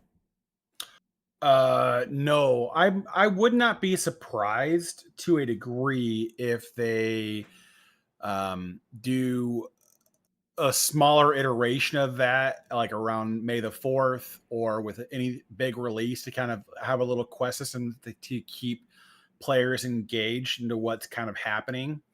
That wouldn't surprise me. I don't think there'll be anything quite as large as the Era of the Anniversary stuff, but I feel like they will keep utilizing that as a way to drip feed content to newer players that are basically looking at this going, I'm getting a lot of value out of engaging with this for free. Yeah. And so I think that's a smart play by them to keep that going. They may not do as much as they dropped with the Era of the Anniversary, even with the next, the 11-year anniversary. But it would be very wise of them to pick up older teams and just kind of like hand out a team a quarter and go, here you go. Enjoy Saw Gerrera and some Rebel fighters. Enjoy, I can't think of teams, Imperial Troopers. Enjoy Ewoks or whatever you want to do. Just kind of give things away for a level of free. Yeah. So time will tell. Maybe it won't be immediately after. I mean, these ones expire Christmas time, I think 2026, which is this year. Maybe we won't get it in perpetuity, but maybe it will be like for 6 months of the year, we'll have journey quests that are coming out every 2 weeks. And then for 6 months of the year, it's just, there's no new journey quests, but you can still do all the old, there's still going to be active quests if you haven't done them already. So it might just be you get them for half of the year. Who knows? Maybe every anniversary, they'll be like, here's all the anniversary characters that are coming to journey quests. Don't know them. Okay, so just gonna get rid of that question. Next, oh no, sorry, that's a lot of chatting in there. Hayden asks, greetings, hope this finds you well. How do you decide which teams to put on defense and which teams to keep for offense in GAC? Oh, that's easy. Rule of new, then how lazy do I want to be? My defense rolls over, always. I mean, yeah, haha, but really, like for me, a lot of it is like, if you have something that's very powerful or requires a very specific counter that you want to try to either draw out or just get them to burn because there is a rabbit hole you can go down on reading your opponents, how they play the game, how they do, what they set, what they attack with, try to bleed them out. What they struggle against. There are bots that help with that if you really want to go down the rabbit hole. I'm of the mindset right now where that's just way too much effort for me. For 900 crystals, I don't need to spend 4 hours of my life trying to get 900 crystals. Other people feel differently about that. And I am not worried about the prestige of being at the top of the leaderboard. So for me, usually what I like to do is I like to just do the rule of new. If there's anything new in Datacrons or team comps, I like to try those and see what happens. And then after that, it's really just like, if I know that my opponent's gonna, place XYZ teams on defense every time, or it's a high likelihood that I'll see that team on defense, I just make sure that I take the hard counter to that team on offense. Like I'm more of the point now where I care more about clearing effectively, not really efficiently, but just getting the teams done and then letting the rest of the chips land where they land. Because when I go on tilt, it gets nasty in a heartbeat. Well, that's my specialty, Garth. Yeah, but you're usually drunk. I'm sober. I mean, that's true. I do. And not just on a Friday night, just generally speaking, I'm usually drunk. But fair. Yeah. That's fair.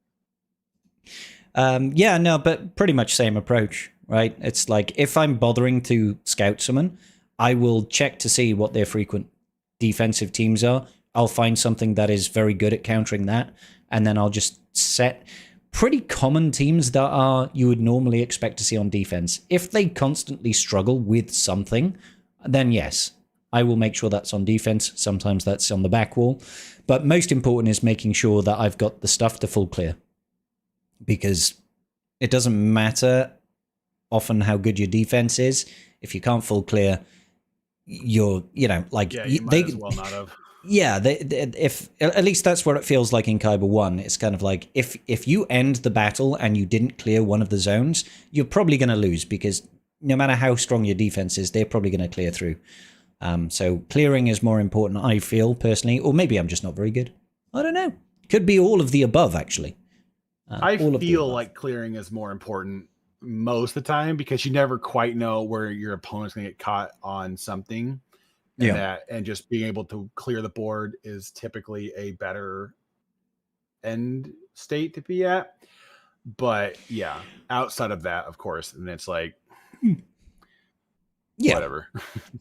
So next question comes from Adahan. He says, when are new era characters getting farming nodes? I thought it was meant to be straight away. No, straight away, nothing. But shipments next week. Shipments was supposed to be within the first week of the changeover. So they should come with the next update in theory. Yeah, Tuesday. But there is always the possibility that gets bumped for whatever reason. So I think they said like somewhere in the first 2 weeks of the changeover is when they're supposed to go, and everything goes into shipments at that time. And then they go farmable with every 13 weeks after every 13 weeks after the character released, they should be going farmable. So Luke should go to shipments and farmable at the same time. Mm-hmm. And then every 2 weeks we should get another unit out to farmable, and they might bump it up a little bit to get one out early, but that's kind of the general idea. Yeah. So it'll start with Luke, and then it'll go IG-90, then Yoda and Chewbacca, and then Asajj, is it? And then Barriss, and then Vader, and so yeah, it'll every 2 weeks after when we get Luke, it will be the next unit that came out. So yeah, it's a fun old time. It's a fun old time. All right. So next question is somebody's answering questions in the question section. Answering questions in the question section, answering questions in the question section, answering questions in the question section. Don't answer questions. That's what we're here for. Okay. Wayne says, do you think that Kleia will be a secret GL Leia lifter with keen stratagem and burning? Now you're asking me about kits and new character kits in particular. I don't know what these things do. I know she has keen stratagem on her second special. Right? Yeah, so her second special does an AoE burn, removes 50% turn meter, and somebody gets keen stratagem, which obviously ties in with Drogon, his ability, and other stuff with burning. I don't think so. No, because she requires Luthen, and Luthen has a lot of stuff that gets turned off if there's an active GL ally. If I remember correctly. Potentially. Yeah, I think they deliberately made sure that you didn't want to use Luthen with Leia. Yeah, because otherwise he would have made it there a lot sooner. I want to say, where is good old Luthen? Yeah, at the start of each encounter, if the allied leader is rebel and not a galactic legend, summon the trooper, so you don't get the trooper. Yeah, and then on the Dreams with Ghosts, Mon Mothma Rebel Fighter is gain 20 speed at the start of the encounter. If the allied leader is rebel and not a GL, summon a rebel trooper. Oh, that's he also doesn't get Axis or Curator either if there's a GL. Yeah. So yeah, Luthen gets pretty well neutered by having it. So it's not like it's not a option that you need to take in there. Yeah, that's fair, but it's a good question. I like a bit of theory crafting. Stars asks, we have had a few Tales of series for the last few years, which I've enjoyed. What do you think should be next? Either Tales of the Clones or Tales of the... We have Tales of the Clones. It's called Clone Wars. And it's like 7 seasons long. All right? You're 100% right with that, to be fair.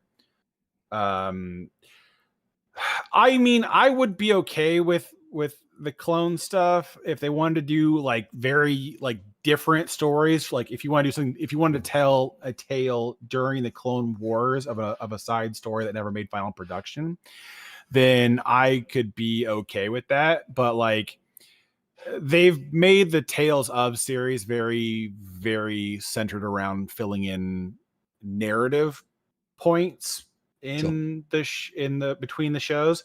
So we'll see what they end up doing. The Barriss and Cad Bane stuff was interesting, but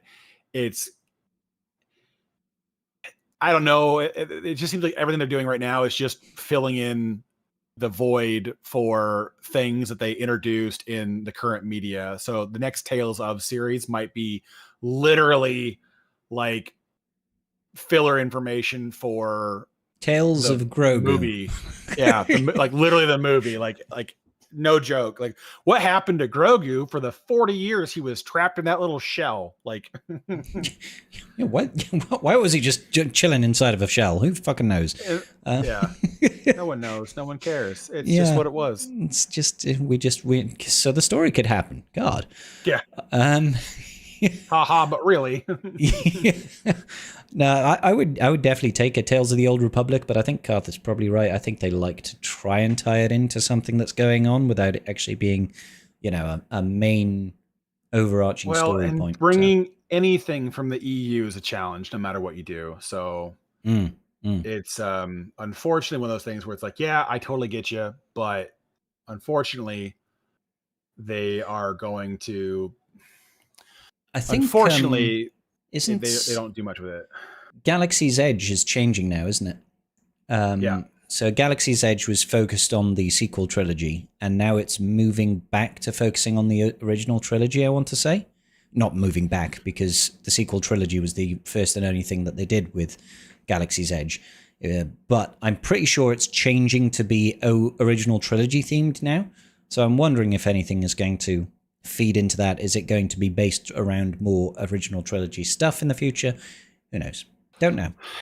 It'll be interesting to see what they try to do with I feel like what they're trying to do a little bit with the Ahsoka series is create a pseudo multiverse within Star Wars where they can kind of like sidestep episode 7, 8, and 9 and like do something like, even if it's not like a multiverse in the regards of what we would think of it as, is they do they explore Abeloth, which is a huge part of the original EU after the Empire was defeated. But they explore that in the other galaxy, right? Like they go, okay, we've kind of crapped the box over here.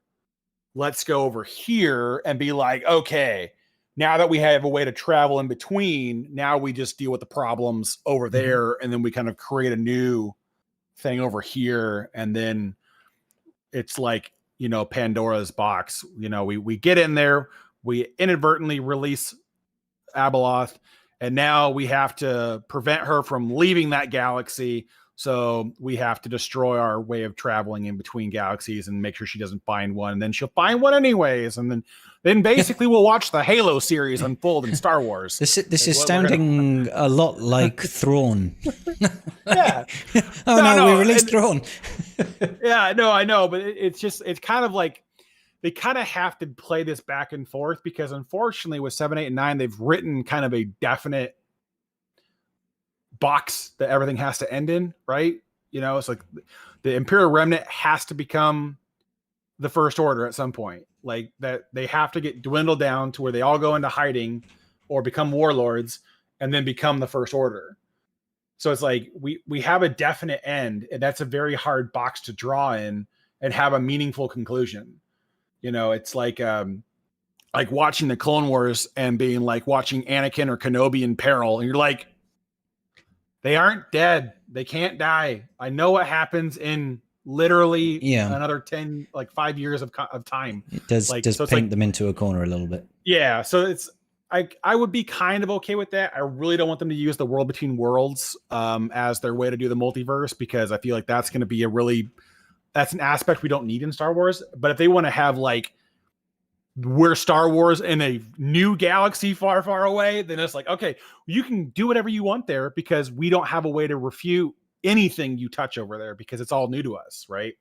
And I feel like that's kind of what they got to get away from for a little while and get people a new taste of Star Wars that's not just constantly tainting what people grew up with and appreciated. Yeah, it's fair. Okay, next question then. Invitado asks, how is the feeling about the Andor era? Does the team look as strong as Stranger, No. Baylan, etc.? I'm asking because it doesn't look like a massive team, not very strong, doesn't look like it's going to be for a raid or for a Galactic Legend. Is it worth the cost of entry? I'm paraphrasing the question here. Yeah. It doesn't look as strong as Stranger. No, it's still going to be a good team. I think part of it is it's hard to understand the full use of the mechanics without anything. But the other important part to look at is like, if you've watched Fatal at all, Fatal has been having an absolute field day with Saw, Luthen, Kyle on doing crazy things with that team. And it's like just on the verge of greatness. Mm-hmm. And so any team that is a 6-man summons usually is going to be a problem team on a lot of fronts. So it's still going to be a very good team. It's still going to have a lot of bite to it, but I feel like there's so much power between the Stranger and Maul that it's going to overshadow this one no matter what. So it's like, if you had to pick which one to invest in, Stranger Maul is the way to go. Because this is a brand new team. And so you're not lifting anything else up to take part in that. So it's very easy to just walk away from it and go, I can skip this one. So I feel like that's where a lot of people are going to be in the boat of. And if CG happens to be listening to this, if you could really cool, like tell us before the era ends, if you're going to make this a raid team, that would be really swell of you. That would be super handy. Like, I don't need Bad Batch 3.0 of like, oh yeah, halfway through the era in May. Oh yeah, that's going to be a raid team. You better start farming those characters. It's like after the point at which people could actually, wail on the marquees as they were coming out. It's just like, oh yeah, we were trying to do, because that was the thing. That whole release was like, we were trying to do something. We had an event planned for them, but we couldn't finish it, so we've cancelled it. And then nothing. By the way, they're going to be in the new raid. You're like, well, fucking bit late now.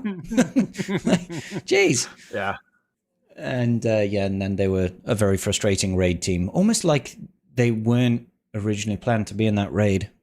And, the whole mechanics just being anti-Bad Batch, unless they're Relic 9.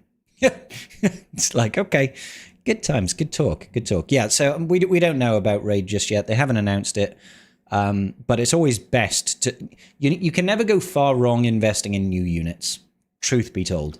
Like, they'll be useful for something at some point.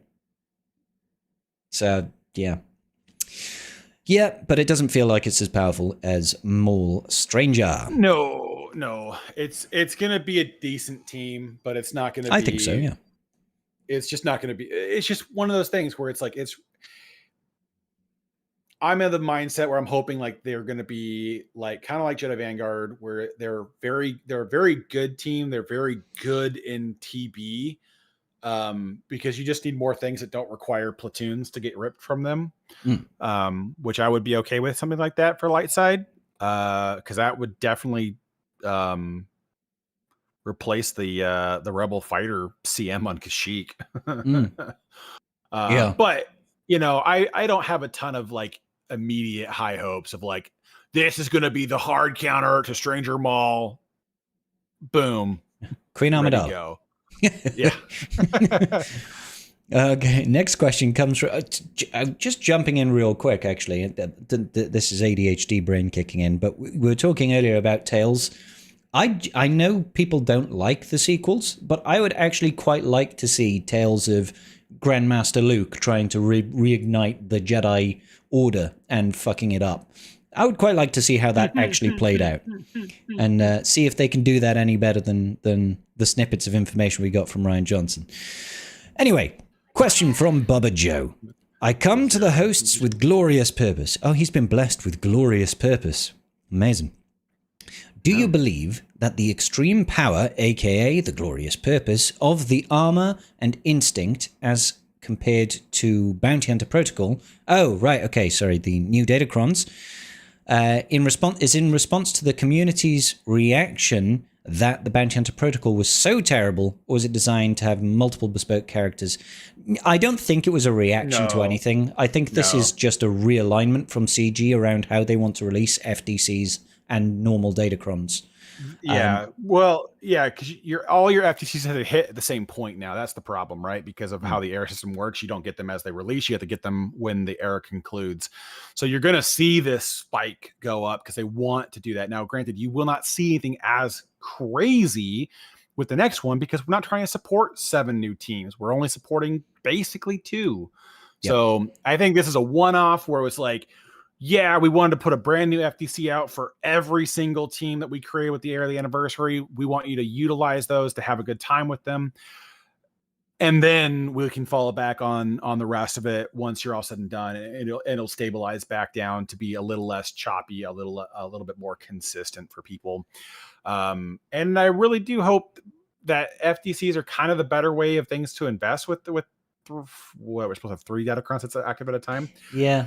I am hopeful that they do a solid 4 to 5 FTCs every Datacron set, and then they're what is important to invest in, and let the whales chase the random crap they're going to put out in our laps every month, because I feel like players need to have a consistent thing to gravitate towards to achieve and unlock and take part in Datacron collection. Outside of that, like chasing the Datacrons, especially with the incentives being 0, like there's not a great reason to go chase, to get perfect Datacrons anymore. I would rather spend a little bit more crystal refreshes, getting FDCs maxed out and having, 5 FDCs a set, then go chase 15 Datacrons, trying to get maybe 4 of them to be the right 3, 6, and 9. I feel like for a lot of players, that's just disheartening way to play the game. And if you're going to just keep disincentivizing PvP in TW and GAC, then just give us some FTCs, make them a little cheaper to go. And, at least players have something that's consistently able to be farmed without it feeling like they're getting the rug pulled off of them every 3 months. Yeah. Yeah. I think we should be expecting this sort of setup. Like Carl said, I don't think that we'll get 7 next time. No. I think we might get, when you look at take the Rebel fighters in isolation, they might do they'll probably do an FTC and it'll be like, here's Cassian's, but then they'll probably do his Saw, his Mon Mothma, and then they'll do one for Partagaz, or they'll do one for the 5v5 team and maybe one for like a 3v3 split. Yeah. At least I feel like that's how it will go. This one was just a little bit crazy, crazy. So settle into the new normal, I guess, guys. Rurik says, "Hi guys, I have a question about Spider Maul. What would be the more effective Malicos team? Sia, Malicos, Cal, or Sia, Malicos, 5-star Spider-Legs Maul?" Depends what you're fighting, I guess. That's the unfortunate answer. Brute force Maul does a great job, but Cal is so good for survivability that depending on what you're punching into in 3v3, that's going to be a big part of what you have to consider. And then unfortunately after that, the answer is what Kron you slap him with that team. Maul with 100% health Kron is going to do a lot of things. Maul with no Kron is probably not worth your time. Yeah, not 0, but he's lacking the team he's supposed to be a part of. So like I wouldn't go Sia Malicos 5-star Maul against like GL Ray or something like that. I feel like the lower stars, the lower relic levels on Maul, one whirlwind and he's going to be gone. So I'd say just stay on the cautious side. I know it must feel fun. You're like, I want to use my new Maul and stuff like that, but I think you'll have to maybe temper expectations around what can actually be beaten. It also depends entirely where you are in GAC, right? If you're in Erodium 4 or you're in Kyber 1, they're very different scenarios there, right? So yes. Don't know. Both probably works to a certain degree, depending on who you're facing off against. You could probably put it on defense as well, and provided you're not in super high GAC leagues and divisions, then it'll probably do some stuff. Last question then is from Richie Fritch. He says, I know it's still early, but looking at the top 10 in my Colosseum, it doesn't look like many people are whaling. Are you seeing the same thing, or is it totally the opposite, or haven't you noticed? My shard is pretty whaley. I can't get into the top 10, but I don't whale on error levels. I'm able to be in the top 30 based on having 6-star and like a level 19 Claire, I want to say. But there's people like the top 2 in my shard are 7-star level 80. So they've gone balls deep. And the rest are, I don't know, somewhere. I'd have to check. Yeah, mine's inconsistent right now. I know that like mine's not very whaley. The top 2 in mine I don't think are even high enough to 43. They're not even 43, and then I think the other one might be 55 for the event. Yeah, for the event. So like the people in my alt shard are just doing the error levels for the marquee event, and that's as far as they're pushing it for right now. Nobody seems to be willing to go beyond that, which is kind of in line with what I thought would occur with most people, is that if you're still going to end up trying to get Cassium 7-star by the end of this, you're going to have to make that investment now or later eventually. So I expected that, but there are a few outliers. We got a lot of people that are just like level 80 because I can. It's like, yeah, you're going to pay for it now or later anyway. So you might as well, with all the Zurich material floating around, you can get into it a little earlier. But I feel like it's going to be easier for small investments to go further. With this particular one, because I feel like I only went to level 25, and I am number 4. Nice. And but if I went to like 35 or 55, somewhere in that spread, it's another $60-$80 somewhere in there to do that. But it's like I'm not fighting very hard to stay in the top 10, and then on top of that, I've got 3 R10s I can't do anything with. I don't have the droid brains, Gerdas, the signal data to apply them. The servo motors is not the crunch. Yeah, so it's like I'm at the point now where I'm like, do I even care about staying in the top 10? Because I can't burn through the mats fast enough. Yeah, I don't care about the top 10. The only thing I'm a little worried about, because and you might have the answer to this, because I was on vacation last week and not paying attention to a lot of things. For the era challenge, did they nerf the top tier to only be era level 55, or are they going to still let the top tier be level 70? No, so the marquee. Oh, sorry. I don't know about the era challenges. The marquee has been adjusted. I don't know about the challenges. Yeah, that's what I was curious about, because I'm like, that was why I on my main account I went up to level 80, was just because I was like, well, I want to see what they do with that, and I was going to buy that anyway, so who gives a care? But that was the one thing I was like, well, they adjust the marquee event down from 70 to 55. Do they adjust the era events in the beginning to also lower the max rewards out? Because it's like a double whammy. It's like, oh, well, I'm 55 because that's all I needed for the marquee event. And they're like, yeah, but the air challenge needs level 70. You're like, son of a. Yeah. So I don't know. For my shard in particular overall, it feels like about the same as last time. Like I wasn't able to break top 10 last time. Not until Maul dropped. Then I had like a window of opportunity for 2 weeks where I could be in the top 10. I have a feeling we're going to see less spending this era.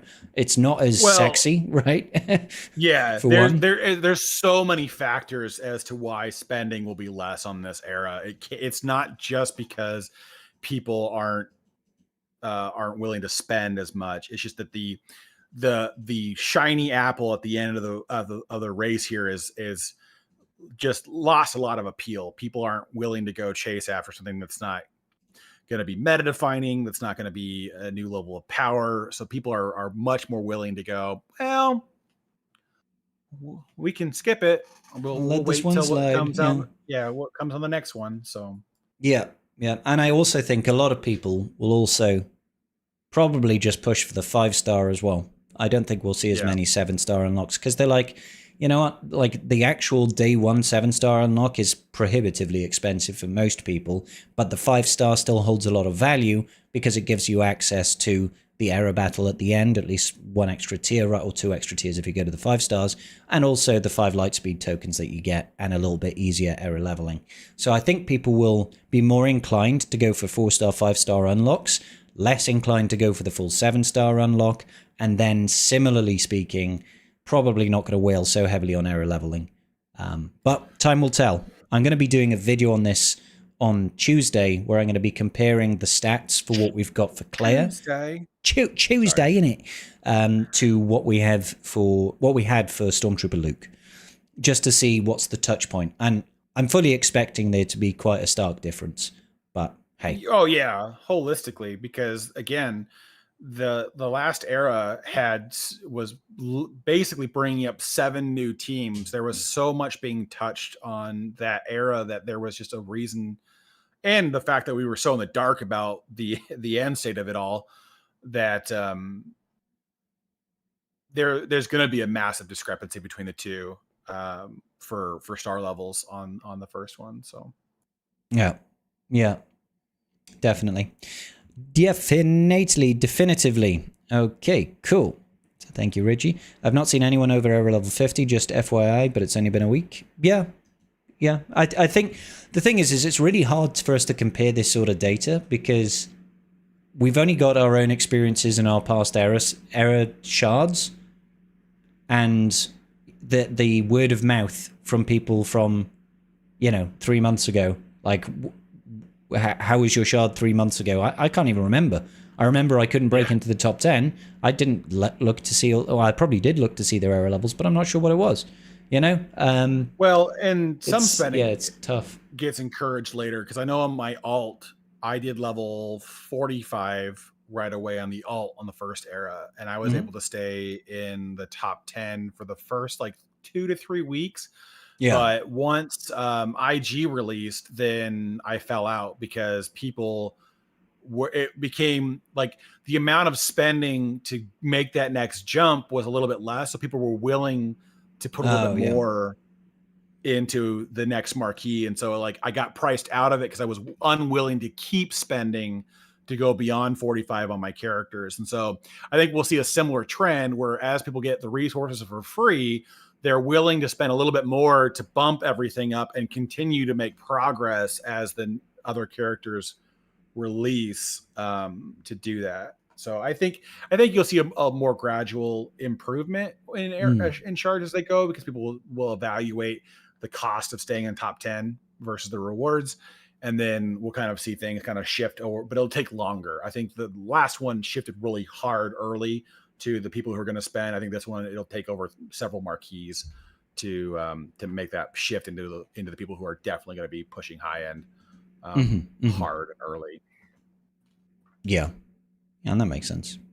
Nothing but Fet in the chat says, non-Colosseum question here. Have I seen a unique named account hacking in Kyber match the name of a completely different account?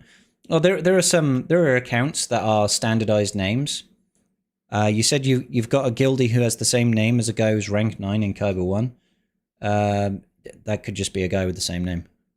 There's no such thing as hacking into a certain area of GAC. That's not a thing. Check tribe questions. It's what you just put in the question. It's a known bug where people they get promoted out of Erodium and go to Kyber 1. They get too many points added going between the two. It's a known bug. It's happened countless times for over a year. Yeah, for years. It's been it's ever since they tried to fuddle with the squish. The squish, it became a huge problem. Yeah, if you've ever watched Tasnix's GACs live, he's right at the top of Kyber 1, and he probably every championship, he probably has at least 4 battles where he's essentially facing an Erodium opponent that has 0 chance at actually winning, and he just gets a free win. It happens quite frequently. 2 accounts with the exact same name but different. They're different accounts. Yeah. With the same name, but that's not uncommon either. There are ways to do that in the naming system to spoof it. So sometimes you can get a unique. I'm pretty sure names are not unique anyway. Like they can be more than one person called Scribe in the game. I'm pretty sure that's the case. Yeah, I don't think the basic names are all the same as well. Yeah, there's like 6 default names that you can use, and those just rotate. So I mean, it could just be a massive coincidence. I don't know. Cruin F. Pennington, is it like a character from a TV series or a book series? Because it's more likely just a coincidence. Because you can have like 8 people be Mol as Isla or whatever that name is. Like Mona Lisa and stuff like that. Yeah, there's a whole bunch of those that are default names. So it's just somebody. It's probably the same person who's got the same account. Like it's like literally that's probably his alt. Is what you're looking at there. So that's probably the best of it that I can get you with the current information. It's really weird. I just Googled the name, and apparently he faced off against DB in GAC 6 years ago. Wow. Yeah. That's a throwback. That's a throwback. Yeah. So I think it's just coincidence. Just a coincidence. Mona Lisa. Yeah. It's just is what it is. And that is actually the end of our Tribe Talks questions. Interesting times. Wonderful. And we are right on time as well, Karth. Coming into the 2-hour mark just like that. Perfect. Anything else you want to touch on, or you want to hit the hay, have some food, drink a bottle of whiskey? Oh no. Yes. Yes. No, yes, and no. I do want to take a nap. I don't need. I don't. No libations. Nope. We are going to be sober for a long time. So. Oh really? You're on a sober kick, health kick? Not really a health kick. It's more just of a pledge sort of thing. Oh, okay. I won't be drinking until I have a kid. So. We'll see how long that one takes. It's at least 9 months of not drinking. We'll see how long it stretches. Oh, right. So you're going to do it all through the pregnancy as well. I thought you'd be like, you'll be next week and be like, my swimmers are strong, boys. Yeah, Bring on the whiskey. Yeah. So we're part of it's just the health will help. I mean, quitting the drinking will help with the likelihood of that. But the other side of the coin too is just like, I should probably work on my health a little bit. So I was like, well, it's always a good thing. That's one of the things I'll be doing this year is I'll basically just be putting that to the side until I have a kid. So yeah, I mean, you'll need that money saved for the kid. So yeah, Awesome. Good luck to you, Karth. I can't wait to hear about it. It's like, haha, but for real. Exactly. Kids are expensive. Good stuff. Good stuff. All right, guys, we will wrap it up there. Karth, it's wonderful to come back and do Tribe Talks again. Are we on for next week? I should be. I don't think I'm going anywhere for a little while. I think my next break is sometime about a month from now. I think March 15th, I'll be out of here. Sounds good. Good. So about a month from now, I'll be gone, but I should be here for the next 3. Sweet. All right, ladies and gentlemen at home. Enjoy your evenings, and we shall see you tomorrow for GAC, baby. Good night, good evening, everybody. Speak to y'all soon.